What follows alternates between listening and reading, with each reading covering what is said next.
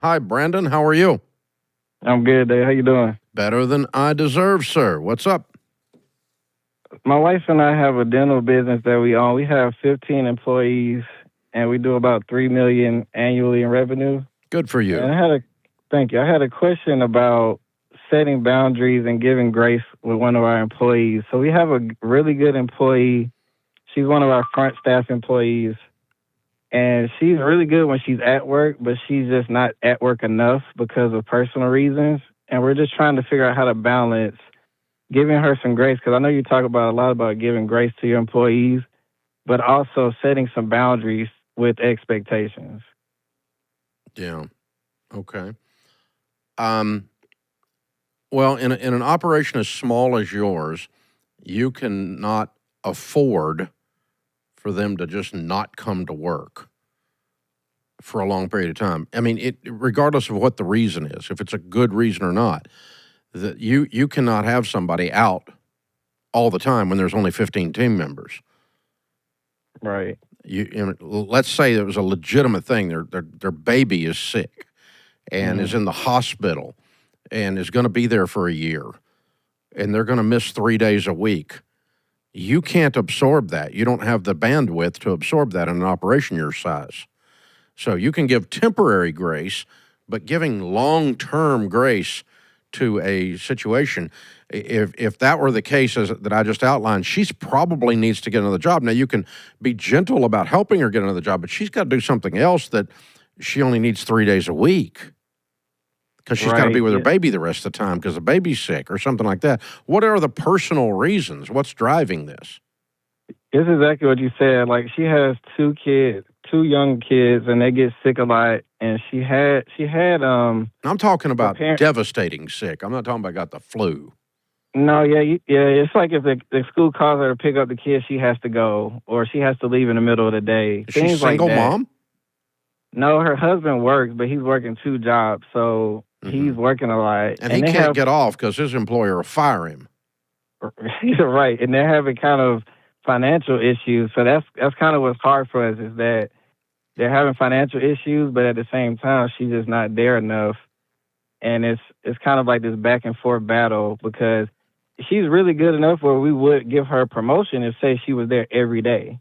Yeah. But it's kind of hard to figure out. She's good when she's there, but she's not dependable, is what you're saying. She's not reliable. Exactly. Yeah. Exactly. Yeah. I think I would tell her that. Mm. Say, the fact that you just take off and are not here, that lack of reliability offsets how good you are. You are really good at your job. And if you were here like 40 hours all the time and we could count on you being here, we'd probably promote you and give you a raise. But we can't count on you because you just jet on us. Mm.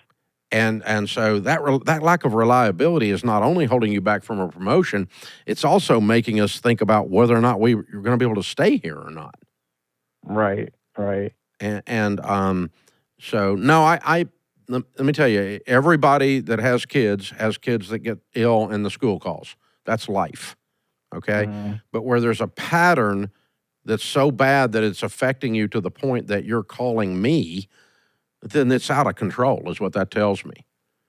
She's over the top. And so, no, I mean, you have a certain amount of PTO, of personal time off, do you not? We do. Is she using that to check out and go get the kids? Yeah, so she's already out of town, so she basically goes unpaid. Okay. And so she doesn't get paid when she leaves. Exactly. And the other issue is she's due to have another baby within like the next month or so. So she'll have 3 little ones. Yeah. Yeah. So well, obviously you're not doing anything until she gets back. Right. Right. And so you're stuck with that. But I think when she returns, you need to tell her, we're not going to be able to go the way you've been going, where you run out your PTO and then you just take off anyway. I wouldn't have this discussion until she returns, though. She might not return. She might not come back. Yeah, that's also true. Yeah, I mean, three kids, now 3 sets of daycare, now 3 sets of everything. Yeah, she may not be able to afford to work there. Right. But yeah, but the issue in general for our listeners that face the same thing, those of us that are employers, are to be unclear is to be unkind. And you have not told her out loud that this is frustrating you. Uh-huh. And you need to if she comes back after the baby. So you're going to sit down and you're going to say, look, the pattern you were on before, burning through your PTO, is not okay. We're not going to go with that anymore. So you're going to have to make other arrangements for your kids. You can't leave all the time. We have to be able to count on you. If you do, then you're making a decision to not work here anymore because we're not going to go there.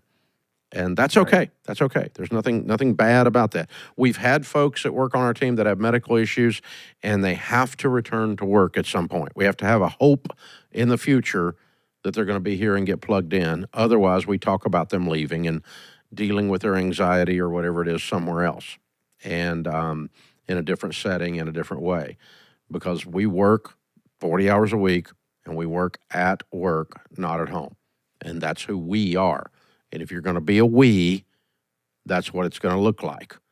And so we talk very clearly about that. Now, again, one-offs, certain situations, but basically what we're looking for when we're giving grace past PTO or we're doing some kind of unusual extension of PTO or something like that, whatever you want to call it, those are all situations that are going to be temporary, and then when the person returns, they're going to return strong and better than they were before.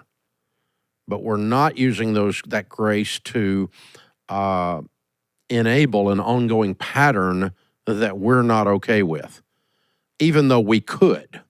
We could absorb it. You don't even have the choice because you can't absorb it. You don't have a big enough team to absorb it.